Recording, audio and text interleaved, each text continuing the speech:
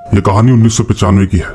तब मैं Ravi junior loco pilot या असिस्टेंट के तौर पर मध्य प्रदेश में मुझे काम मिला। मैं बहुत खुश था क्योंकि मैंने जिंदगी में जो काम करने की सोची थी वही काम मुझे मिल चुका था। तब आपको पहले एक बात बता दूं, असिस्टेंट लोको पायलट को रेलवे में डायरेक्टली रेल चलाने को नहीं देते हैं, क्योंकि रेलवे में सीनियर लोको पायलट होते हैं। वहाँ उनके एक असिस्टेंट का काम करना होता है, यानी कि इंजन में फ्यूल डालना, मीटर चेक करना, हर एक स्टेशन क्रॉस होने पर सिग्नल टॉर्च या फ्लैग हिलाना, और तो और सैंडबॉक्स में सैंड कितना है ये सब चेक करना, लिस्ट भरना, कई तरह के काम होते हैं। और साथ ही आपको एक बात और बता दूं, जब तक आप लोग भारतीय रेल में एज ए जूनियर हैं तब तक आपको कुछ भी काम कराया जा सकता है। उस वक्त मुझसे बहुत सारे काम कराते थे। मुझे पहले जिस रूट पर डाला था वो ट्रेन पैसेंजर की ट्रेन थी। वहाँ मेरी लाइफ बहुत अच्छी चल रही थी, लेकिन 6 महीने के बाद उन्होंने मुझे दूसरे रूट पर डाल दिया, जो कि एक सेमी एक्सप्रेस ट्रेन थी। सच कहूँ तो अब तो मेरी लाइफ और भी मस्त बन गई थी, क्योंकि साथ में मेरा इंक्रीमेंट भी हुआ था। अब मैं बहुत खुश रहने लगा था। आपको बता दूं कि मेरा जो दूसरा रूट था वो एमपी के एक शहर से यूपी के एक शहर को जोड़ने वाला कम से कम 10 घंटे का रूट था। मेरी ड्यूटी एक साइड पर 5 घंटे की नाइट ड्यूटी थी, एमपी टू यूपी। बाकी रिटर्न ट्रेन से 5 घंटे की ड्यूटी थी, यानी टोटल 10 घंटे की ऑन पेपर ड्यूटी। बाकी आप सबको तो पता ही है कि भारत में ट्रेन लेट होना कोई बड़ी बात नहीं है। तो एक्चुअली ड्यूटी पर कभी कभी मुझे 12 घंटे भी हो जाया करते थे। और तो और मुझे कई बार गुड्स ट्रेन पर भी असिस्टेंट लोको पायलट का काम करना पड़ता था। मैं बस एक बात से थोड़ा दुखी था, क्योंकि मुझे नाइट ड्यूटी में डाला था, पर कहीं ना कहीं खुशी भी इस बात की थी कि मेरी सैलरी ज्यादा हो गई थी। मेरा घर परिवार एकदम अच्छा चल रहा था। साथ ही मेरे पिताजी का लोन वो भी आराम से खत्म हो सकता था। पर खैर, अब कहानी पर आते हैं। अब मेरा 7वां दिन था सेमी एक्सप्रेस ट्रेन का, यानी ट्रेन रात के 9 बजे एमपी के एक स्टेशन से निकलती है, जो कि रास्ते के बीच में एक छोटे से गांव के एक छोटे से स्टेशन से होकर गुजरती थी। इस छोटे से स्टेशन पर ट्रेन का स्टॉपेज नहीं था, तो मेरे को एक काम दिया गया। बाकी मेरा काम तो था ही कि स्टेशन आने पर स्टेशन मास्टर को टॉर्च से हरी लाइट, ग्रीन लाइट दिखाना। मैंने उसे हरी लाइट दिखाई तो स्टेशन मास्टर ने भी मुझे हरी लाइट दिखाई। इसका मतलब ट्रेन यहाँ से क्रॉस हो सकती है। तो ठीक, ट्रेन वहां से निकल गई। अब मेरी इस ट्रेन से ड्यूटी खत्म हुई। बाकी अब मुझे रिटर्न आने वाली ट्रेन, जो कि यूपी से एमपी जाती है, वहां पर जाना था। तकरीबन आधे घंटे के बाद मेरी रिटर्न ट्रेन आई। उस ट्रेन के लोको पायलट मेरे बहुत करीबी सीनियर थे। हम दोनों का रिलेशन भाई जैसा ही था। हमने बातें करते करते अपना अपना काम शुरू किया। मैं अपना काम अच्छे से कर रहा था। मेरे ट्रेन के सीनियर भी अपना काम अच्छे से ही कर रहे थे। मैं इंजन से बाहर निकला और ग्रीन लाइट दिखाई। हमारी ट्रेन जैसे ही उस स्टेशन के पास पहुंची तो मैं क्या देखता हूँ, बाहर हमें सिग्नल एक्सचेंज करने के लिए कोई भी नहीं खड़ा था। वहां उस वक्त ना ही स्टेशन मास्टर खड़ा था और ना ही कोई सिग्नल एक्सचेंज करने के लिए। उसी वक्त मैंने देखा कि हमारी लाइन का जो रेलवे ट्रैक है उसका सिग्नल तो ग्रीन ही है। मैंने तुरंत ही अपनी तरफ से ग्रीन सिग्नल दिखाया, क्योंकि मुझे लगा चलती हुई ट्रेन में शायद मुझे ठीक से कोई दिखा नहीं होगा। लेकिन इसी गांव के स्टेशन मास्टर ने तो मुझे पहली वाली ट्रेन में सिग्नल दिखाया था, और अब शायद ट्रेन फास्ट है, इसीलिए वो कहाँ खड़ा है ये मैं ठीक से नहीं देख पाया। मैं ठीक वापस इंजन के अंदर आ गया और हम फिर से यहाँ वहाँ की बातें करने लगे। ऐसा करते करते मेरी आज की ड्यूटी खत्म हुई। अब आते हैं अगले दिन पर, यानी मेरा इसी रूट पर 8वीं रात। मेरी पहले की 5 घंटे की duty MP to UP train की जर्नी अच्छे से कट गई, और फिर रिटर्न जाने वाली ट्रेन में मेरे अच्छे और सच्चे सीनियर मेरे साथ थे। आज ट्रेन थोड़ी लेट हो चुकी थी और यहाँ से लेट छूटने वाली भी थी। मेरे सीनियर ने कहा कि चल यार रवि, अभी खाना खा लेते हैं, फिर एमपी जाकर सीधा सो जाएंगे। मैंने कहा ठीक है, अभी ही खा लेते हैं। हम तुरंत खाना खाने बैठ गए। तकरीबन 20 मिनट के बाद हमें यहाँ से ग्रीन सिग्नल मिला और हमारी ट्रेन चल पड़ी। फिर आया हमारा वही छोटा सा गाँव, जहाँ पर हमारी ट्रेन नहीं रुकने वाली थी। आज भी मैंने देखा स्टेशन पर सिग्नल चेंज करने वाला कोई नहीं था। ट्रैक्स के सिग्नल देखे तो वो ग्रीन ही थे, लेकिन स्टेशन पर कोई क्यों नहीं है ये मुझे बिल्कुल समझ नहीं आ रहा था। मैं यही सोचते सोचते इंजन के कैबिन के अंदर आकर बैठ गया। इसके बाद मेरे सीनियर ने मेरी तरफ देखकर पूछा कि क्या हुआ, परेशान लग रहे हो, चिंता मत करो, आज ज्यादा लेट नहीं होगा, पहुंच जाएंगी। मैंने उनसे कहा नहीं सर, घर जाने की नहीं, मैं जो अभी ये स्टेशन गया है इसके बारे में ही सोच रहा था। उन्होंने कहा इस स्टेशन के बारे में तुम क्या सोच सकते हो? मैंने कहा कि मुझे कल का तो नहीं पता, लेकिन आज मुझे ऐसा लगा कि इस स्टेशन पर सिग्नल चेंज करने वाला कोई नहीं था। मैंने जितना मुझसे होता है हर जगह देखा, लेकिन कोई नहीं दिखाई दिया। हालांकि अंधेरा तो था। लोको पायलट ने कहा कि ट्रैक के सिग्नल तो ग्रीन ही था, मैंने देखा था। मैंने तुरंत कहा सिग्नल तो ग्रीन ही था, लेकिन स्टेशन मास्टर को हर एक ट्रेन सिग्नल एक्सचेंज करने वाली ड्यूटी सही से निभानी चाहिए। वैसे बाकी सभी स्टेशनों पर तो कोई प्रॉब्लम नहीं हो रही, वहां के हर एक सिग्नल मास्टर अपनी अपनी टॉर्च से सिग्नल दिखा रहे हैं। मेरे सीनियर ने कहा कि उन्होंने ग्रीन सिग्नल दिखाया होगा, छोटा सा स्टेशन है, अंधेरे की वजह से शायद तुम्हें नहीं दिखाई दिया होगा। इसके बाद मैंने कुछ सोचकर कहा 1 मिनट मैं गार्ड से पूछता हूँ। मैंने वायरलेस से गार्ड को पूछा। उन्होंने भी मुझे यही बताया कि उन्हें कोई ठीक से दिखा नहीं था, लेकिन हमारे लोको पायलट ने हम दोनों को कहा कि अरे उन्होंने सिग्नल दिखाया होगा, अंधेरे की वजह से आपको ठीक से नहीं दिखा।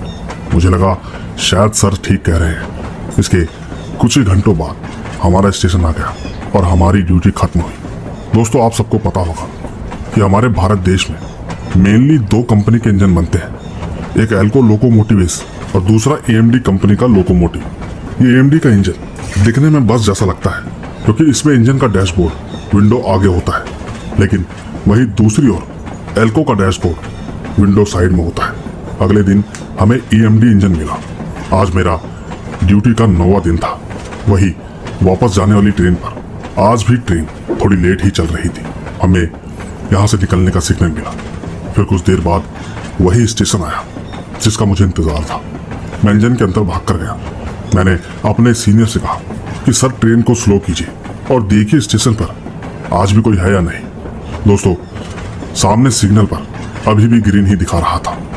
सर ने कहा कि रवि बोल तो तू ठीक रहा है, यहाँ आज तो कोई नहीं दिख रहा, शायद मुझे कल वाली ट्रेन के इंजन से ठीक से नहीं दिखा होगा। तुम एक काम करो, जल्दी से गार्ड को वायरलेस से पूछो, उसे कहो कि कोई सिग्नल चेंज कर रहा है, क्योंकि स्टेशन पर तो कोई दिख नहीं रहा है। दोस्तों, गार्ड साहब ने भी क्लियरली कहा कि सर मुझे इस स्टेशन पर कोई नहीं दिखाई दे रहा है, शायद कुछ तो गड़बड़ है। हमारे सर ने गार्ड से कहा कि हम देखते हैं। इसके बाद हम इसी टॉपिक पर बात करने लगे। उन्होंने कहा कि सुन रवि, अभी जो स्टेशन आएगा वहाँ हमारी ट्रेन का स्टॉपेज है और हम एक काम करते हैं, वहाँ के एक स्टेशन मास्टर को कंप्लेन कर देते हैं, क्योंकि हर स्टेशन मास्टर की एक ड्यूटी होती है और तो और ये एक प्रोटोकॉल भी है। हर एक स्टेशन मास्टर को और हर एक लोको पायलट को हर स्टेशन पर सिग्नल एक्सचेंज करना ही करना है, चाहे वो कोई भी ट्रेन हो। वो ट्रेन उस स्टेशन पर रुके या ना रुके, अपनी ड्यूटी पूरी करनी जरूरी है। दोस्तों, फिर हमारा स्टॉपेज आया और ट्रेन रुकी। हम ट्रेन से तुरंत उतरे और गार्ड को बुलाया। हमने स्टेशन मास्टर को कंप्लेंट किया कि पिछले स्टेशन पर कोई भी हमें सिग्नल नहीं मिला, लेकिन ट्रैक का सिग्नल ग्रीन ही था। दोस्तों, उस स्टेशन का मास्टर सोचने लगा कि ऐसा कैसे हो सकता है। उसने हमसे पूछा कि आपने ठीक से देखा तो था ना? मैंने कहा हाँ सर, मैंने बिल्कुल ठीक से देखा था और आज ये तीसरी रात है। मुझे वहाँ लगातार 3 दिन से कोई नहीं दिखता है, जबकि MP टू UP जाने वाली ट्रेन में अगर आपको यकीन नहीं तो गार्ड साहब से पूछ लीजिए। गार्ड ने तुरंत कहा कि हाँ, मुझे भी कोई वहाँ नहीं दिखता। मास्टर ने उसी रेलवे स्टेशन को टेलीफोन से फ़ोन किया। वहाँ का स्टेशन मास्टर ने थोड़ी देर बाद फ़ोन कॉल रिसीव किया। यहाँ के स्टेशन मास्टर ने पूछा कि सर, आप पिछली 3 रातों से UP टू MP जाने वाली सेमी एक्सप्रेस ट्रेन को सिग्नल नहीं दे पा रहे हैं, बस आप ट्रैक सिग्नल ग्रीन दे रहे हैं। क्या तकलीफ है आपको? आप सिग्नल एक्सचेंज क्यों नहीं कर पा रहे हैं? वहाँ के स्टेशन मास्टर ने लड़खड़ाते हुए कहा, नहीं सर, ऐसा कुछ नहीं है, मैं हर एक ट्रेन को सिग्नल देता हूँ। मैंने अभी भी एक ट्रेन को सिग्नल एक्सचेंज किया था। दोस्तों, ये बात सुनकर मैं और मेरे सीनियर और गार्ड हम तीनों शॉक हो गए, क्योंकि हमें साफ साफ दिखा था कि वहां पर कोई नहीं है और तो और ये हड़बड़ाहट में झूठ बोल रहा है। यकीन मानिए, उसने 3 रात से बिल्कुल भी सिग्नल एक्सचेंज नहीं किया था। पर आखिरकार ये बात सुनकर हम लोग बाहर आ गए और अपनी ट्रेन से रवाना हो गए। हमारी उस दिन की ड्यूटी भी खत्म हुई। अब मेरा 10वां दिन था। मैंने आज सर को पहले ही कह दिया था कि आज स्टेशन पर ट्रेन बहुत स्लो चलाना। मुझे उस स्टेशन मास्टर को थोड़ा गौर से देखना है। ठीक वही स्टेशन आया और मैंने उसे गौर से देखने की कोशिश की। स्टेशन मास्टर सिग्नल एक्सचेंज कर रहा था, पर मैंने एक बात नोटिस की कि स्टेशन मास्टर के एक पैर पर पट्टी बंधी हुई थी। शायद उसका एक टांग फ्रैक्चर है। तभी मेरे मन में एक बात आई, शायद यही कारण होगा कि वो एक्सचेंज नहीं कर पा रहा। पर तभी मेरे मन में एक बात और आई, अगर इतनी सी ही बात थी तो कल उसने ये बात मास्टर को क्यों नहीं कही। मैंने सोच लिया था कि वापस जाते टाइम अगर मास्टर ने सिग्नल नहीं दिया तो आज हम ट्रेन यही रोक कर देखेंगे आखिरकार मास्टर को क्या प्रॉब्लम है। इसके बाद मैंने रिटर्न जाने वाली ट्रेन में बैठ गया। मैंने अपने सर से कहा कि सर आज दूध का दूध और पानी का पानी करते हैं, आज आप फिर से ट्रेन स्लो ही रखना। अगर हमें वहां कोई नहीं दिखा तो आप ट्रेन रोक दीजिएगा, मैं खुद उतर कर देखूंगा कि आखिरकार दिक्कत क्या है। दोस्तों वही हुआ जो कि मैंने सोचा था। स्टेशन पर कोई भी नहीं था। मैंने ट्रेन रोकने को कहा और ट्रेन रुक गई। मैं स्टेशन से उतरा और सीधा मास्टर के कैबिन में चला गया। स्टेशन एकदम सुनसान था, चारों तरफ खूब सन्नाटा, एकदम शांत माहौल। मास्टर का कैबिन अंदर से लॉक था, विंडो भी बंद थी। मैं 5 मिनट तक लगातार चिल्लाता रहा। गुस्से में मैंने गालियां भी दी, लेकिन वो मास्टर बाहर नहीं आ रहा था। मैं सोचने लगा कि ये कैसा अजीब आदमी है, अपनी ड्यूटी के टाइम पर सो रहा है। मैं ठीक जनरेटर कैबिन की तरफ गया, वहां भी कोई नहीं था। टिकट काउंटर की तरफ गया तो वहां पर भी कोई नहीं था। प्लेटफॉर्म पर एक छोटा होटल था, वहां भी देखा पर वहां भी कोई नहीं था। नहीं समझ आ रहा था कि आखिरकार सबके सब कहां गए। मैंने वहां पर एक बात नोटिस की कि मास्टर के कैबिन को छोड़कर और कहीं किसी भी जगह लाइट नहीं है, सिर्फ और सिर्फ मास्टर के कैबिन में लाइट ऑन थे। मैं भागकर फिर से मास्टर के कैबिन की तरफ गया। कैबिन का दरवाजा जो कि नया नया बना हुआ था वो थोड़ा टूटा हुआ है, यानी कि उसमें एक क्रैक है। दरवाजे पर कुछ छेद भी बने हुए थे। मैंने बिना किसी आवाज के एकदम चुपचाप उस होल के अंदर देखा। दोस्तों मैं क्या देखता हूं, कैबिन के अंदर 2 आदमियों को किसी ने हाथ पैर बांधकर, मुंह पर पट्टी बांधकर नीचे बैठा रखा है। ये सब देखकर मैं अचानक डर गया कि आखिर ये क्या है और ये कैसे हो सकता है, और तो और ये सब किसने किया होगा। मैं बिना सोचे समझे उस दरवाजे को तोड़कर अंदर चला गया। स्टेशन मास्टर और वो दूसरा आदमी मुझे देखकर उनकी आंखों में आंसू आने लगे। मैंने तुरंत उनके मुंह से पट्टी खोली। स्टेशन मास्टर ने कहा, वो तुम्हारे ऊपर है।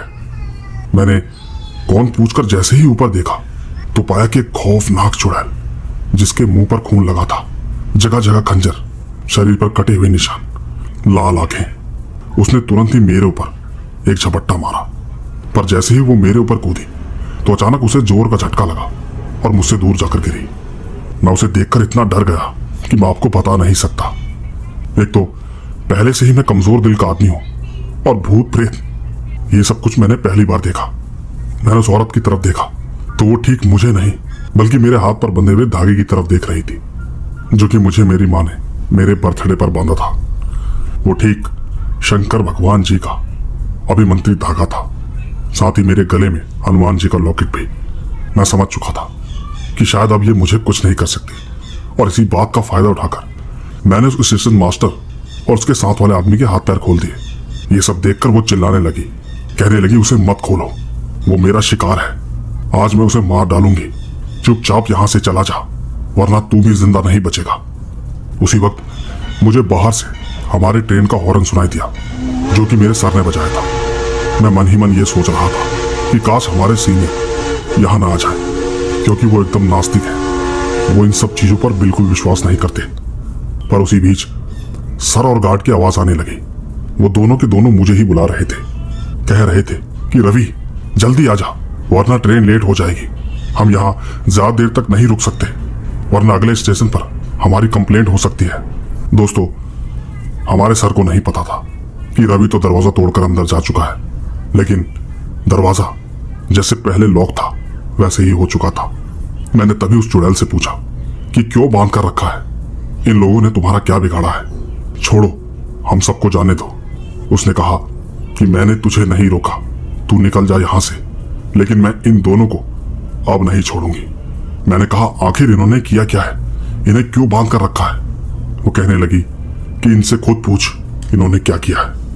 मैंने स्टेशन मास्टर से पूछा कि ये सब क्या चल रहा है, क्या किया है आप लोगों ने? दोस्तों, पहले तो वो बहुत रोए, फिर उन्होंने कहानी बताना शुरू किया कि ये बात आज से 2 महीने पहले की है। उस वक्त मेरी ड्यूटी दिन के समय थी। ये औरत और इसका पति दोनों मजदूरी का काम करते थे। इनका एक 16 साल का बेटा था। ये सब के सब यहाँ रिनोवेशन का काम कर रहे थे। इस औरत का बेटा दिमाग से ठीक नहीं था, वो थोड़ा पागल सा था।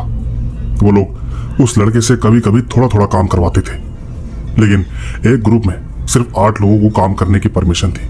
उस लड़के को मिलाकर 9 लोग होते थे। बस एक यही कारण था कि हम उसको उसके पैसे नहीं देते थे। हाँ, पर इसके माँ बाप को हर रोज मजदूरी देते थे। एक दिन ये उसके हिस्से के पैसे मांगने लगे, लेकिन मैंने सीधे सीधे मना कर दिया, क्योंकि उस लड़के से कोई भी दिन भर पूरा टाइम काम नहीं करवाते थे। फिर एक दिन लगभग दोपहर के 2 बज रहे थे। हमारे स्टेशन पर छत का काम शुरू हुआ था। ये बिल्डिंग 2 मंजिल का था, ground floor and first floor. तो ठीक सबसे ऊपर वाला फ्लोर, उस पर काम चालू था। वो लड़का खेलते खेलते ऊपर आ गया, लेकिन उसके माँ बाप और उनके बाकी ग्रुप के लोग नीचे प्लेटफॉर्म पर काम कर रहे थे। बाकी दूसरे ग्रुप वाले फर्स्ट फ्लोर की छत पर काम कर रहे थे। मैं तभी छत पर गया कि देखने की कितना काम हुआ है। तब मैंने वहां पर देखा कि ये लड़का काम करते वक्त थोड़ा थोड़ा परेशान कर रहा था। वो अक्सर ऐसा कई बार करता था, तो कई बार मैं उसे डांटकर नीचे भगा देता था, लेकिन वो लड़का थोड़ी देर के लिए भाग जाता, लेकिन फिर वापस आकर परेशान करता था। डांट खाता 10 मिनट बाद फिर वापस आ जाता। एक दिन अचानक वो फ्लोर पर बिछाए हुए सीमेंट के ऊपर न जाने क्यों दौड़ने लगा। उसके कारण वहां का पूरा काम खराब हो गया। मैंने गुस्से में उस लड़के को पकड़कर एक जोर से थप्पड़ मारा और उस पर गुस्सा करने लगा। वहां पर सभी मजदूरों ने मुझे रोकने की कोशिश की, लेकिन मैंने किसी की बात नहीं मानी। मेरी मजबूरी थी, डेडलाइन खत्म हो चुकी थी और अभी तक काम 50% भी खत्म नहीं हुआ था। पीछे से ऑलरेडी बहुत प्रेशर था, और तो और हमारे स्टेशन की इंस्पेक्शन के लिए दिल्ली की एक टीम आने वाली थी। मुझे उससे पहले ये सब कुछ खत्म करवाना था। इसके ऊपर इस लड़के ने बना बनाया काम बिगाड़ दिया। मैं सच में बहुत गुस्से में था। मैंने उस दिन से जो डांटा, शायद किसी ने कभी किसी को नहीं डांटा होगा। नहीं मालूम उस लड़के के मन में क्या आया। वो लड़का भागकर छत से कूद गया। नीचे प्लेटफॉर्म पर रिपेयरिंग का काम चल रहा था। वहां पर बड़े बड़े पत्थर रखे थे। उसका सर सीधा पत्थरों पर जाकर लगा और ठीक वहीं पर उसकी मौत हो गई। वो दिन था, वो देखकर मैं बहुत घबरा गया, क्योंकि मैंने कभी नहीं सोचा था कि कोई लड़का ऐसा भी कर सकता है। इसके माँ बाप दोनों चिल्ला चिल्लाकर रोने लगे। थोड़ी देर बाद वहां के एक मजदूर ने मुझसे कहा कि साहब, इन सबका मुंह बंद करा दीजिए, वरना आपको जेल हो सकती है। मैंने कहा कि कैसे मुंह बंद कराऊं इनका? उसने मुझसे कहा कि ज्यादा से ज्यादा पैसे देकर इस लड़के की लाश को ठिकाने लगाना होगा और जल्दी से इस स्टेशन का काम खत्म भी करवाना होगा। मैंने तुरंत सबको पैसे देकर मुंह बंद रखने को कहा, लेकिन उस लड़के के माँ बाप ने पैसे लेने से साफ साफ मना कर दिया। और तो और मेरा साथ देने वाले हर मजदूर को पुलिस के हवाले करने की धमकी दी। बस मैं इतना गुस्से में आ गया कि मैंने एक और गुनाह कर दिया। मैंने गुस्से में उन दोनों को भी मार दिया और फिर तीनों की लाश को ठिकाने लगवाया। इसके बाद सब कुछ ठीक चल रहा था। इंस्पेक्शन भी अच्छे से हो गया।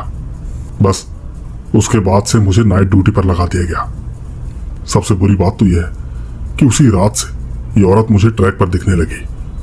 धीरे धीरे इसने मुझे टॉर्चर करना शुरू किया। वो ठीक मुझे और मेरे साथ वाले को बहुत मारती। ये अक्सर मेरे सपनों में आती है, कहती है कि मैं तुम्हें तड़पा तड़पा कर मारूंगी। दोस्तों, ये सब कुछ चल ही रहा था कि अचानक वो औरत कहीं गायब हो गई।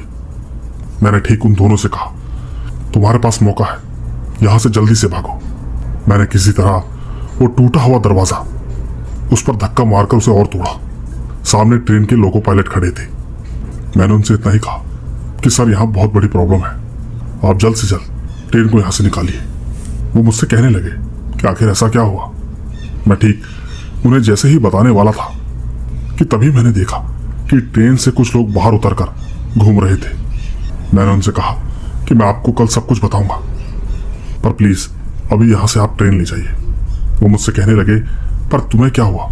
और ये स्टेशन मास्टर है ना, इसके पैर पे पट्टी कैसे बंधी है?